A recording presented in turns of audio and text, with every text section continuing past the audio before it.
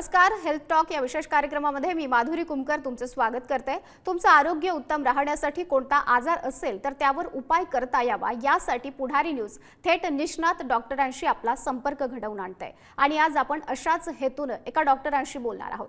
Piles, fissure, fistula, prolapse आणि पायलोनायडल sinus यासारख्या आजार आणि उपचारांच्या योग्य दिशेबाबत मार्गदर्शनासाठी आज आपल्या सोबत पुण्याहून डॉक्टर अश्विन पोरवाल हे जोडले गेलेले आहेत। डॉक्टर नमस्कार आणि खूप खूप स्वागत तुमचं।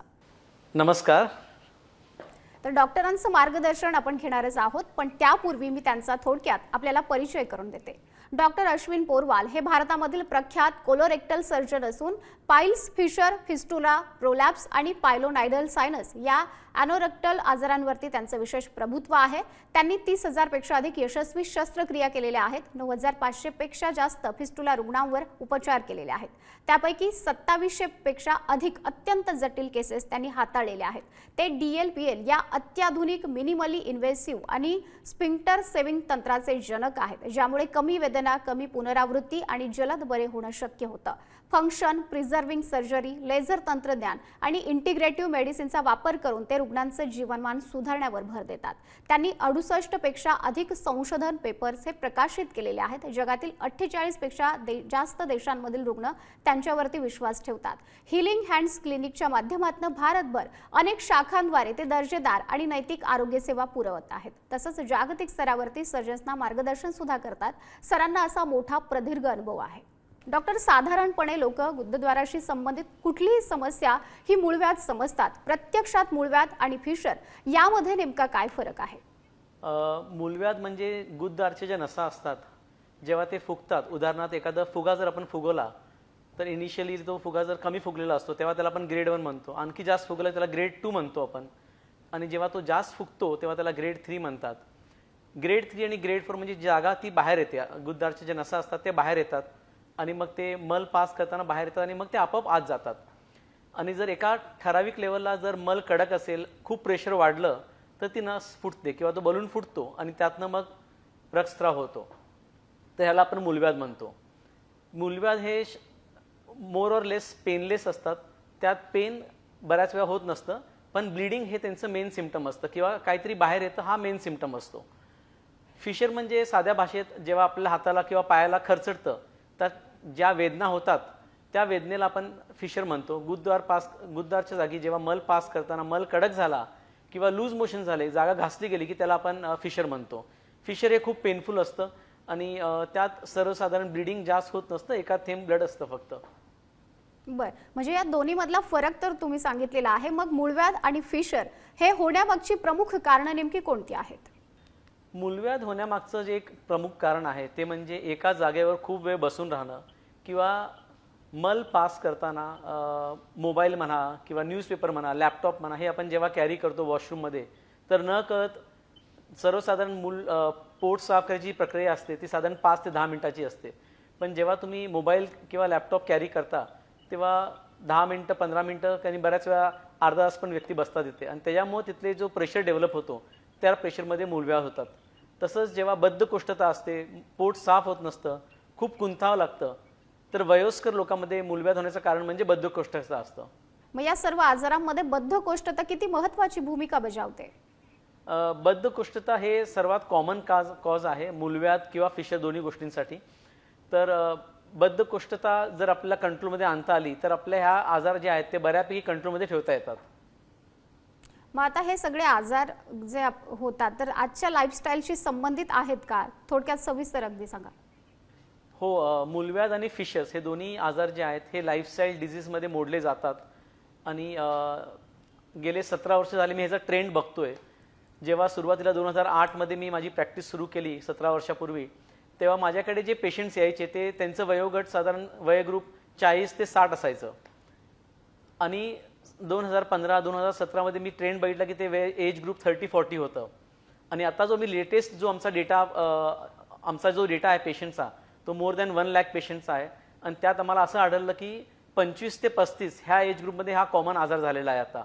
तर ऑब्व्हियसली लाईफस्टाईलमुळे हे घडतं आणि याचं प्रमाण वाढत चाललं आहे। तेच नव्हे तर सध्या माझ्याकडे patients at the age of 15, 18, 20 ह्या वयोगटात पण येतात आणि त्यांच्यात एक गोष्ट जी कॉमन असते ते म्हणजे फास्ट फूड। प्रिझर्व फूड म्हणा, प्रोसेस फूड म्हणा किंवा पॅकेज फूड म्हणा, ह्याला आम्ही 3 Ps म्हणतो. ह्याच्यामुळे बद्धकोष्ठाचं प्रमाण वाढतं, बॉडी हीट वाढते आणि मूलव्याध आणि फिशरचे आजार जो आहे ह्याचं प्रमाण वाढत चाललेलं आहे. डॉक्टर, मला पुढचा तुम्हाला अत्यंत महत्त्वाचा प्रश्न विचारायचा आहे. एखाद्या रुग्णाला बद्धकोष्ठता नसताना सुद्धा मूळव्याध किंवा फिशर हे होऊ शकतं का? हो, तो मूलव्याध हा जो आजार आहे किंवा फिशर हा जो आजार आहे हा बद्धकोष्ठता नसतानाही होतं. माझ्याकडे खूप सारे ॲथलेट्स, फिल्म स्टार्स, पॉलिटिशियन ज्यांची चांगली लाईफस्टाईल आहे अशा प्रकारचे लोक येतात आणि ते हेल्दी लाईफस्टाईल फॉलो करत असतात, पण तरी त्यांना मूलव्याध होतो. आणि त्या कॉमन प्रश्न त्यांचा असा असतो की डॉक्टर आम्ही सर्व फॉलो करतो, फायबर असतं आमच्या डाएटमध्ये, एक्सरसाइज करतो, ॲक्टिव्ह आहोत, तरी मला मूलव्याध का झालेला आहे. जेव्हा पोट साफ करताना जास्त वेळ बसण्यात येतं, कॉन्स्टिपेशन नसेल पण तरी न कळत आपण जास्त वेळ बसतो, तर त्याच्यामुळे मूलव्याध होऊ शकतो. कधी कधी आतले जे म्युकोजा असतात तो खूप लॅक्स असतो, त्यांना प्रोलॅप्स म्हणतो आम्ही. आणि काही काही लोकांना हा त्रास जन्मता असतो आणि जसं जसं वय वाढतं तसं आपल्याला ते मूलव्याध म्हणून दिसून येतं. मग जर वेळेत उपचार न केल्यास कोणत्या गुंतागुंती निर्माण होऊ शकतात यामध्ये? मूलव्याध जो आजार असतो त्यात जे मेन सिम्पटम आहे, एक तर अंग बाहेर येणं किंवा मग रक्तस्राव होणं. बऱ्याच वेळा जे पेशंट माझ्याकडे येतात ते हा आजार अंगावरनं टाळतात, कारण की खरं तर ते पेशंट लाजतात. हजबंडला त्रास असतो, वाईफला माहीत नसतं, वाईफला त्रास असतो, हजबंडला माहीत नसतं. आणि जेव्हा ते माझ्याकडे येतात तेव्हा त्यांचं बऱ्याच वेळा हिमोग्लोबिन कमी झालेलं असतं, हिमोग्लोबिन 8 किंवा 10 वर आलेलं असतं. तर हिमोग्लोबिन कमी होणं हा एक त्यांचा मेजर ड्रॉबॅक असतो मूलव्याधचा. आणि जसं जसं त्याचं ग्रेड वाढतं, सपोज तो आजार ग्रेड 2 वरून ग्रेड 3 मध्ये गेला आणि जेव्हा तो ग्रेड 4 मध्ये जातो तेव्हा तो पेनफुल होऊन जातो, कारण की ते अंग बाहेर येतं आणि मग ते आत जात नसतं. अशा वेळेस त्यांना सिव्हिअर पेन होऊ शकतं.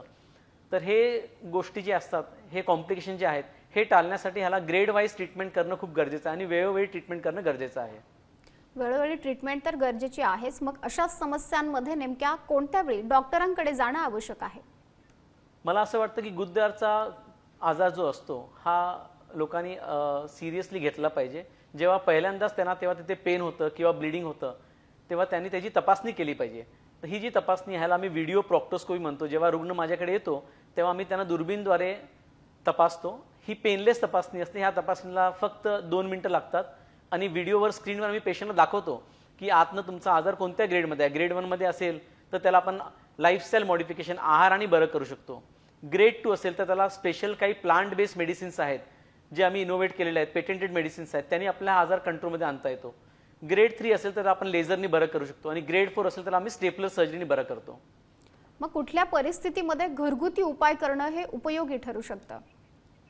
सुरुवातीची स्टेज जी असते जेव्हा फक्त तिथे थोडंसं आग होते, डिस्कम्फर्ट होतं किंवा एकाच थेंब ब्लड असतं आणि ते वर्षातनं एक दोनदा असतं, अशा वेळेस तुम्ही आहारातला संतुलन चांगला ठेवायला पाहिजे. Fast foods, package food avoid करायला पाहिजेत. पाणीचं प्रमाण कमीत कमी 3 लिटर ठेवायला पाहिजे आणि नियमितपणे व्यायाम करायला पाहिजे. तर आपल्याला ह्या गोष्टी टाळता येतात. डॉक्टर, अगदी सुरुवातीलाच फिस्टुला या आजाराचा जो आहे उल्लेख आपण केलेला, हा फिस्टुला म्हणजे नेमकं काय? फिस्टुला हा जो आजार आहे हा मूलव्याधपासून पूर्णतः वेगळा आहे. बऱ्याच वेळा माझ्याकडे जे फिस्टुला म्हणजे भगंदरचे पेशंट जे येतात त्यांना असं वाटतं की त्यांना मूलव्याधच आहे. फिस्टुला म्हणजे गुदद्वारच्या जागी जेव्हा सूज निर्माण होते तिथे ग्लँड्स असतात, त्या ग्लँड्समध्ये इन्फेक्शन होतं. इन्फेक्शन झालं की तिकडे पू तयार होतो. आता पस जो असतो किंवा पू जो असतो तो पाथ ऑफ लीस्ट रेझिस्टन्स घेत असतो.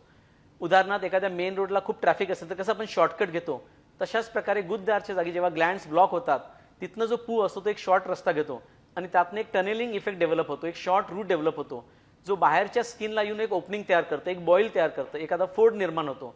त्यातनं चिकट द्रव्य, पू किंवा रक्तस्राव असं होत असतं. तो फोड हाताला लागतो पण बऱ्याच वेळा. आणि जेव्हा हे प्रोसेस होत असते तेव्हा कधी कधी तिकडे तो पू आत साठून इन्फेक्शन होऊन पेशंटला खूप प्रचंड वेदना किंवा ताप येणं असं घडू शकतं. त्यांना हाताला गाठी लागू शकतात. तर ही एका प्रकारची इमर्जन्सी असते. आणि भगंदर जो आजार असतो ह्याला आपण औषध उपचार, होमिओपॅथी, ॲलोपॅथी किंवा आयुर्वेदाने बरं नाही करू शकत. ह्याला शस्त्रीय हा एकच पर्याय असतो, कारण की हा ॲनाटॉमिकल आणि स्ट्रक्चरल प्रॉब्लेम आहे. मग तो पुढे किती जटिल होऊ शकतो? भगंदर हा आजार बराच कॉम्प्लिकेट होऊ शकतो. माझ्याकडे येणारे जे भगंदरचे पेशंट असतात सर्वसाधारण त्यांनी पूर्वी 2-3 ऑपरेशन केलेले असतात भगंदरचे आणि तेव्हा ते माझ्याकडे येतात. बऱ्याच लोकांना तिथे कमीत मोठ्या जखमा असतात किंवा तिथली जखम जी असते ती भरत नसते. आणि काही काही पेशंट्समध्ये 4 वर्षापूर्वी मी एक भगंदर केला. त्या पेशंटचा भगंदर हा गुडघ्याच्या खाली गेला होता. त्याची एकूण लांबी जी होती ती 110 सेंटीमीटर होती. एका पेशंटचा भगंदर हा वरती बेंबीच्या जागेला गेलेला होता. एका पेशंटचा भगंदर जो होता तो वरती वजायनल वॉलमध्ये गेलेला होता. तर भगंदर because it's a source of it's a kind of infection, तर हे इन्फेक्शन कोणत्याही दिशेने पसरू शकतं.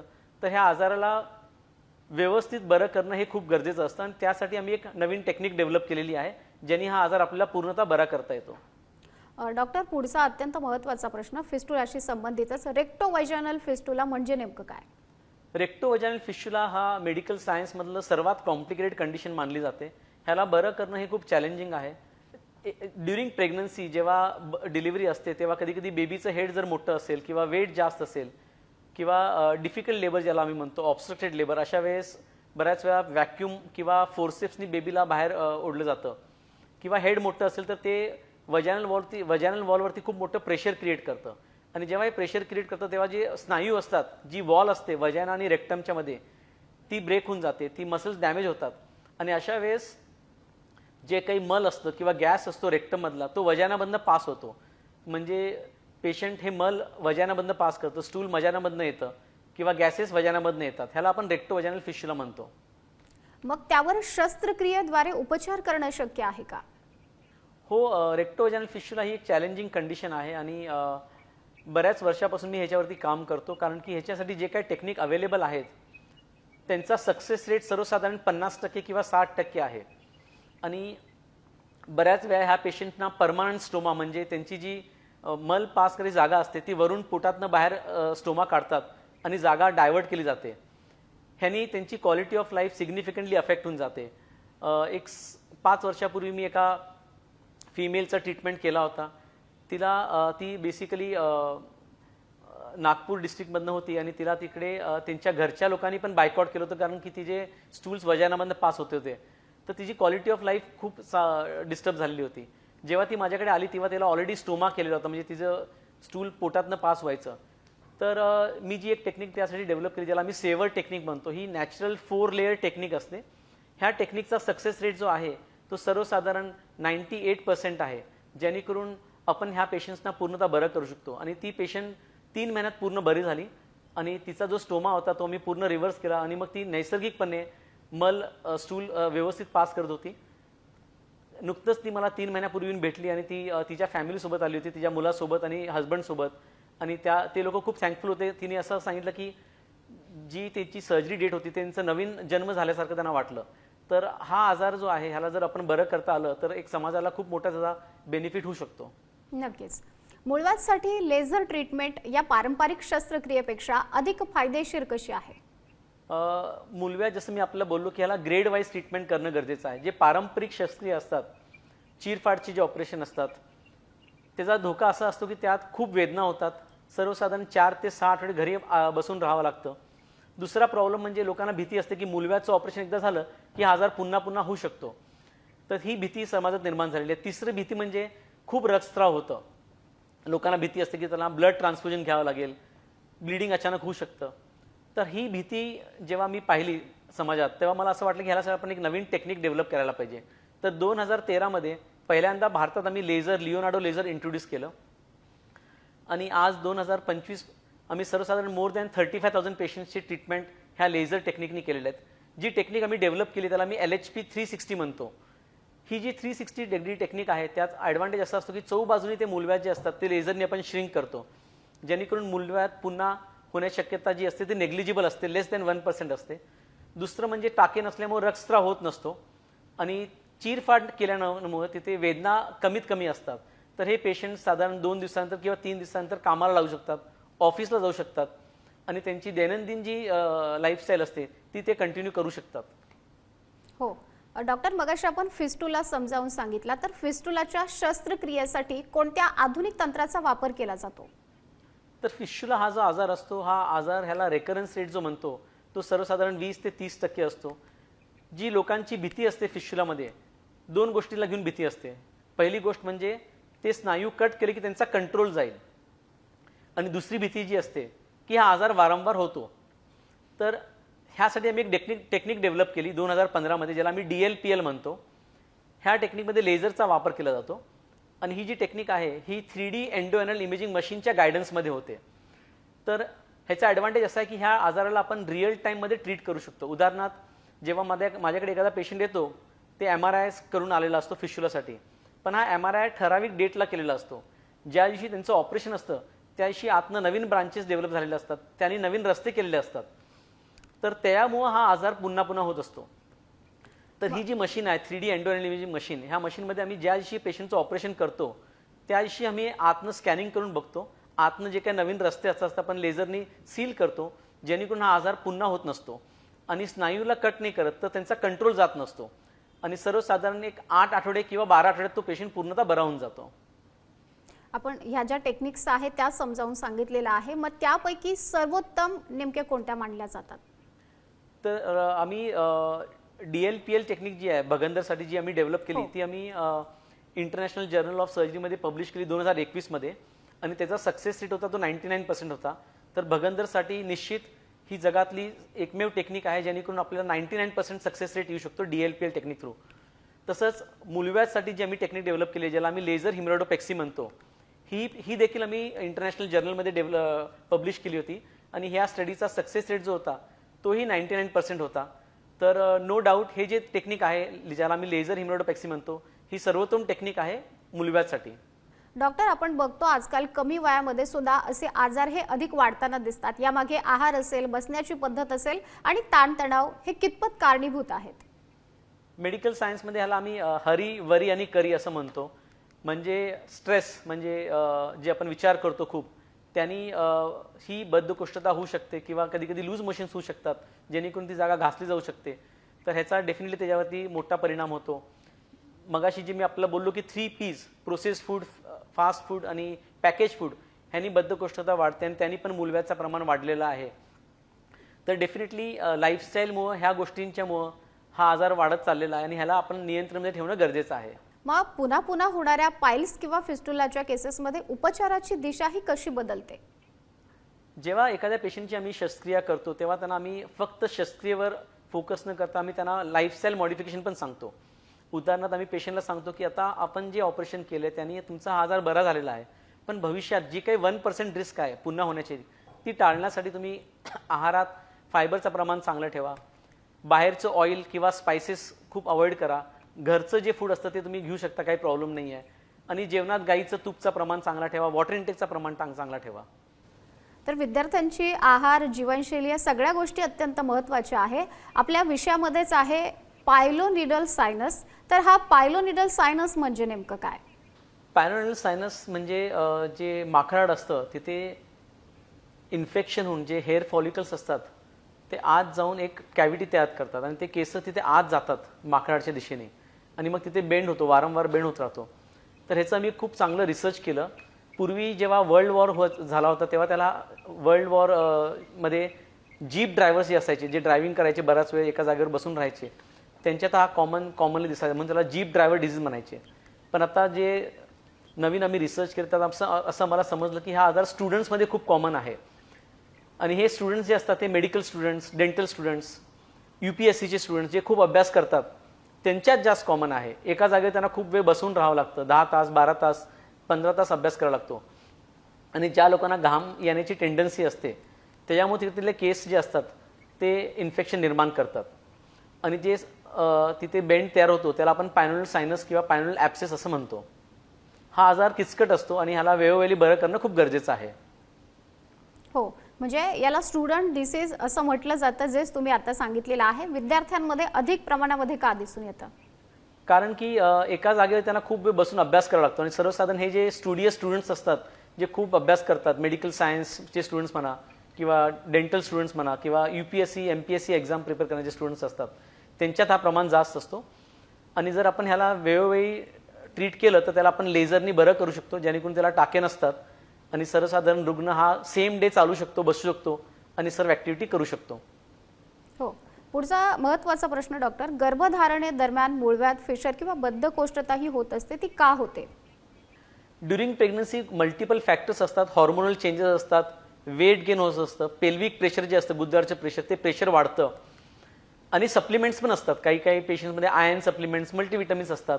त्यांनी मल कडक होण्याचे चान्सेस खूप जास्त असतात आणि प्रमाण खूप वाढतो आणि मल कडक झाला, जागा घासली गेली की तिकडे चिरा पडतात आणि त्याला आपण फिशेस म्हणतो, किंवा जे ब्लड वेसल्स असतात त्यांच्यावरती जर दाब आलं, प्रेशर आलं कॉन्स्टिपेशनमुळं, तर ते रक्तवाहिन्या फुगतात आणि बाहेर येतात, त्याला आपण पाईल्स म्हणतो. आणि अशा वेळेस जेव्हा रक्तस्राव होतो तेव्हा ही खूप चॅलेंजिंग कंडिशन्स असते. आणि माझ्याकडे कॉमनली दररोज असे मी पेशंट्स बघतो की प्रेग्नन्सीचा 3rd मंथ आहे किंवा 6 मंथ्स आहे आणि त्यांना हा त्रास असतो. तर स्पेशली ह्यासाठी आम्ही काही प्लांट बेस्ड मेडिसिन्स डेव्हलप केलेले आहेत, जेणेकरून ह्यांच्यात केमिकल्स नसल्यामुळे ते ड्युरिंग प्रेग्नन्सी सेफ असतात, बेबीसाठी सेफ असतात आणि त्याचा धोका नसतो काही. मग अशा परिस्थितीमध्ये व्यवस्थापन, त्याचं मॅनेजमेंट कसं करावं? हे जे प्लांट बेस्ड मेडिसिन जे आम्ही डेव्हलप केले, ज्याला आम्ही एनोॲक टॅबलेट किंवा एनोॲक क्रीम म्हणतो, किंवा जे रेचक आहे ज्याला आम्ही कॉन्स्टॅक्ट पावडर म्हणतो, हे प्लांट बेस्ड मेडिसिन्स घेतल्याने तिथली सूज कमी होऊन जाते, कॉन्स्टिपेशन सिग्निफिकंटली कमी होतं आणि सर्वसाधारण 10 पैकी 9 जे पेशंट्स असतात त्यांना आम्ही औषध उपचारानेच बरं करतो. आणि त्यांना आम्ही पेल्विक फ्लोअर एक्सरसाइजेससाठी एनकरेज करतो, त्यांनी पण त्यांचं तिथलं प्रेशर कमी होतं आणि हा आजार आपल्याला कंट्रोलमध्ये ठेवता येतो. डॉक्टर, अशा आजारांपासून दूर राहण्यासाठी लोकांनी दैनंदिन जीवनामध्ये कुठल्या सवयी या अंगीकारल्या पाहिजेत? हल्लीची जी लाईफस्टाईल आहे त्यात आपण जर मायनर चेंजेस केले तर आपल्या ह्या आजारांना आपल्याला टाळता येईल. उदाहरणार्थ, सकाळी उठल्यानंतर एक कमीत कमी 20 ते 30 मिनिट एक्सरसाइज करणं, पाण्याचं प्रमाण कमीत कमी 3 लिटर ठेवणं आणि जेवणात गाईचं जे तूप असतं त्याचं प्रमाण चांगलं ठेवणं, जेणेकरून आपल्याला कॉन्स्टिपेशन होणार नाही. जर आपलं काम बेटकी असेल तर एका जागेवर 30 ते 40 मिनिट तुम्ही बसू शकता, 2 मिनिटासाठी तुम्ही चालू शकता. लिफ्टचा प्रमाण न करणं, स्टेअरकेस घेणं, जेणेकरून तुमची फिजिकल ॲक्टिव्हिटी वाढते.